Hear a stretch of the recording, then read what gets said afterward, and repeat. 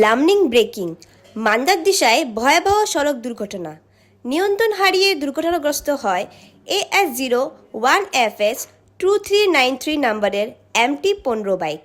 নিহত বাইক আরোহী ঈশান দাস, আহত সুমিত মজুমদার। সুমিত মজুমদারের বাড়ি লামনিং রামঠাকুর নগরে এবং ঈশান দাসের বাড়ি লামনিং চিলড্রেন পার্কে। গুরুতর আহত সুমিত মজুমদারকে ডিফু মেডিকেল কলেজে প্রেরণ করা হয়েছে। লামনিং টাইম ৰিপৰ্ট। ৰাতিপুৱা উঠিলে টোপনিৰ পৰা উঠি গ'ল, কৈছে তাৰ মাক কৈছে মই এতিয়া অলপ ঘূৰিবলৈ যাম। ক'ত যাবি? কৈলাশ মন্দিৰত যাম। তাৰপিছত গ'ল, 8:30 বজাত মই খবৰ পালোঁ সি এক্সিডেণ্ট হৈছে। তাৰ পিছত এক্সিডেণ্ট হৈছে, কিবা এটা হৈছে, ক'ত আছে? চিভিলত আছে বুলি। তো আমিতো শুনিলোঁ যে চিভিলত আছে, ঠিক আছে, কি হ'ল কোনো কোৱা নাই।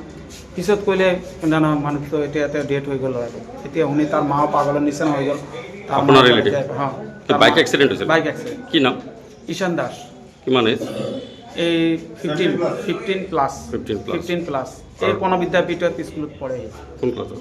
ক্লাছ 9ত। আৰু লগত কোন আছিলে? লগত আৰু এটা ল'ৰা আছিলে। তাৰ কণ্ডিশ্যনটো কেনেকৈ আছে? হা, লগৰ ল'ৰাটো কণ্ডিশ্যন? সেও উন্দিত হৈ আছে।